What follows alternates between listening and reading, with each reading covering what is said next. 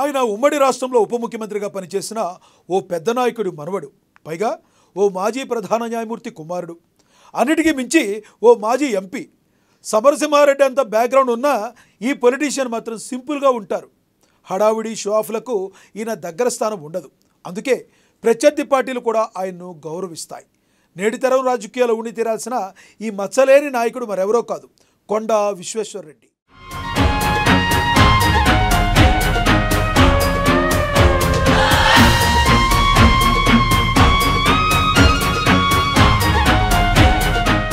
తెలంగాణలో చాలామంది రాజకీయ నాయకులు ఉన్నారు. చాలామంది చట్టసభలకు ప్రాతినిధ్యం వహించారు. అలాంటి వారిలో కొండా విశ్వేశ్వరరెడ్డిది మాత్రం ప్రత్యేకమైన స్థానం. నేటి తరం రాజకీయ నాయకులు ఎలా ఉండాలో దానికి నిలువెత్తు నిదర్శనం విశ్వేశ్వరరెడ్డి. ఉన్నత విద్యావంతుడు, మేధావి అయిన విశ్వేశ్వరరెడ్డికి అనుక్షణం ప్రజల కోసమే పరితపించే గొప్ప మనసు ఉంది.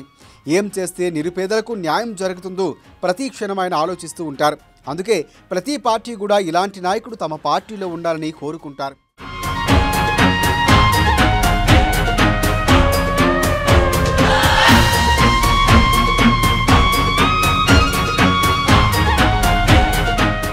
విశ్వేశ్వరరెడ్డికి చాలా పెద్ద బ్యాక్గ్రౌండ్ ఉంది. మాజీ ప్రధాన న్యాయమూర్తి కొండా మాధవరెడ్డి జయలలిత దంపతులకు 1960 ఫిబ్రవరి 26వ తేదీన హైదరాబాద్లో ఆయన జన్మించారు. విశ్వేశ్వరరెడ్డి తాత మరెవరో కాదు, రాజకీయ దురంధరుడు కొండా వెంకట రంగారెడ్డి. స్వాతంత్ర్య సమరయోధుడిగా, ఆంధ్రప్రదేశ్ మాజీ ఉప ముఖ్యమంత్రిగా వెంకట రంగారెడ్డి పేరు తెలియని వారంటూ ఉండరు. ఈ రంగారెడ్డి పేరు మీదుగానే తెలంగాణలోని రంగారెడ్డి జిల్లాకు ఆ పేరు వచ్చింది. అంతటి ఘనమైన రాజకీయ వారసత్వం విశ్వేశ్వరరెడ్డికి ఉంది. అయినప్పటికీ ఆయన చాలా సింపుల్గా ఉంటారు. సింప్లిసిటీ ఈజ్ ద బెస్ట్ అంటారు కొండా విశ్వేశ్వరరెడ్డి.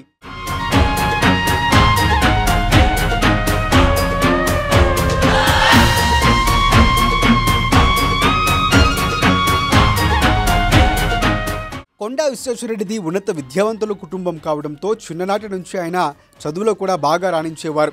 ఆ తర్వాత New Jersey Institute of Technology, NJ, Essex County College నెవార్క్లో అధ్యాపకులుగా పనిచేశారు. అనంతరం అపోలో హాస్పిటల్స్ వ్యవస్థాపకుడు ప్రతాప్ సి రెడ్డి కుమార్తె సంగీతారెడ్డిని వివాహం చేసుకున్నారు. ఈ దంపతులకు 3 కుమారులు ఉన్నారు. ఆనందిత్, విశ్వజిత్, విరాజ్ ఉన్నారు. విశ్వేశ్వరరెడ్డికి సాఫ్ట్వేర్ ఇండస్ట్రీ అంటే ఎనలేని ప్రేమ.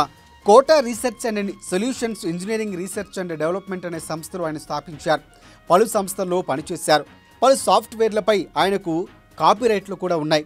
అంతర మేధో సంపత్తి ఆయన సొంతం చేసుకున్నారు.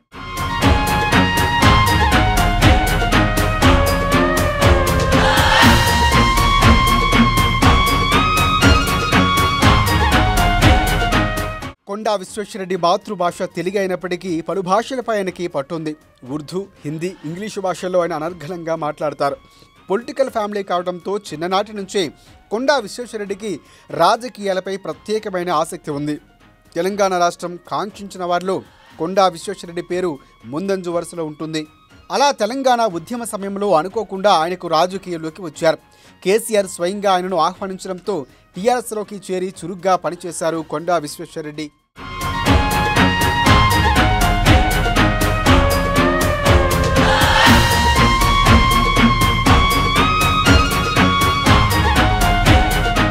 ముఖ్యంగా చేవెళ్ల గడ్డపై తెలంగాణ నినాదం వినిపించడంలో కొండా విశ్వేశ్వరరెడ్డి కీలకంగా ఉన్నారు. కేసీఆర్కు అన్ని విధాలా చేదోడు వాదోడుగా నిలిచారు. నాడు ఇతర పార్టీలు రావాలని కోరినా సున్నితంగా తిరస్కరించి కేసీఆర్ వెంట నడిచారాయన. తెలంగాణ సాకారమైన తరువాత 2014లో మొదటిసారిగా చేవెళ్ల నుంచి టీఆర్ఎస్ అభ్యర్థిగా పోటీ చేసి విజయ డంకా మోగించారు. 75,000 ఓట్ల మెజార్టీకి పైగా తేడాతో చేవెళ్ల లోక్సభ నియోజకవర్గం నుంచి గెలుపొందారు. మొదటిసారి బరిలో నిలిచి ఏకంగా సబితా ఇంద్రారెడ్డి కుమారుడు కార్తిక్ రెడ్డిని ఓడించి చేవెళ్ల గడ్డపై తెలంగాణ సెంటిమెంట్ ఎంత బలంగా ఉందో చాటి చెప్పారు కొండా విశ్వేశ్వరరెడ్డి.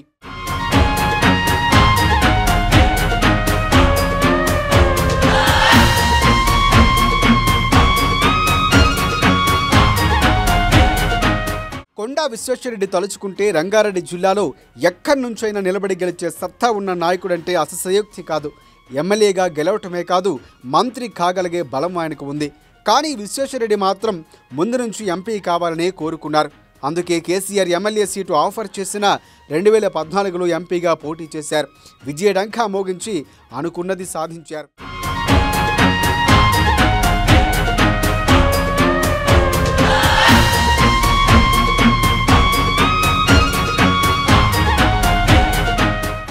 ఎంపీగా 2014 నుంచి 2019 వరకు కొండా విశ్వేశ్వరరెడ్డి అద్భుతంగా పనిచేశారు.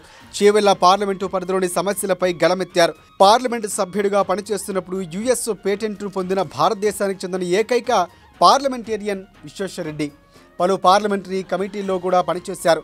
అలాగే అవినీతికి ఆమడ దూరంలో ఉంటారాయన. తాను కరప్షన్కు దూరంగా ఉండటమే కాదు, జిల్లాలోనూ టీఆర్ఎస్లోని ఇతర నాయకులు అలాంటి వాటికి దూరంగా ఉండాలని బల్లగుద్ది చెప్పారు. ఇది టీఆర్ఎస్లోని కొంతమంది నేతలకు రుచించడం లేదు. అందుకే ఆయనపై పగబట్టారు. కేసీఆర్ దగ్గర లేనిపోని కట్టు కథలు అల్లారు. కానీ విశ్వేశ్వరరెడ్డి అప్పటికి ఇవన్నీ గుర్తించారు. టీఆర్ఎస్ పార్టీ ట్రాక్ తప్పుతుందని ముందే గ్రహించారు. అలా కేసీఆర్కు ముఖం మీదే చెప్పేసి పార్టీ నుంచి ఆయన బయటకు వచ్చారు.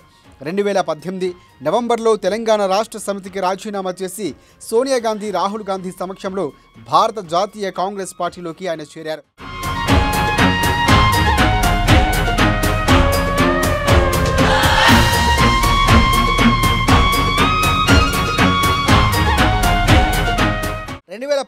ఎంపీ ఎన్నికల్లో కాంగ్రెస్ తరఫున చేవెళ్ల ఎంపీ అభ్యర్థిగా బరిలోకి నిలిచారు కొండా విశ్వేశ్వరరెడ్డి. బీఆర్ఎస్ గాలి బలంగా వీస్తున్న సమయంలో ఎదురొడ్డి పోరాడారు. చాలా తక్కువ ఓట్లతో ఓటమి పాలయ్యారు. అయినప్పటికీ ఏమాత్రం అధైర్యపడకుండా ప్రజల్లోనే ఉన్నారు. అవసరమైన సమయాల్లో ప్రజల కోసం పోరాటం చేశారు. ఈ క్రమంలో రాజకీయ పరిస్థితుల్లో 2022 జూలై 3న భారతీయ జనతా పార్టీలో చేరారాయన. ఏ పార్టీలో ఉన్నా ప్రజల సంక్షేమమే ఆయన తుది లక్ష్యం. ప్రజల కోసం పోరాటం చేయటంలో ఆయన చిత్తశుద్ధిని అవలంబించి తీరాల్సిందే. అంతటి నిజాయితీ గల నాయకుడు ఆయన. అందుకే ఇతర పార్టీలు కూడా ఆయన్ను గౌరవిస్తాయి. నేటి తరం రాజకీయాల్లో మచ్చలేని నాయకుడు కొండా విశ్వేశ్వరరెడ్డి.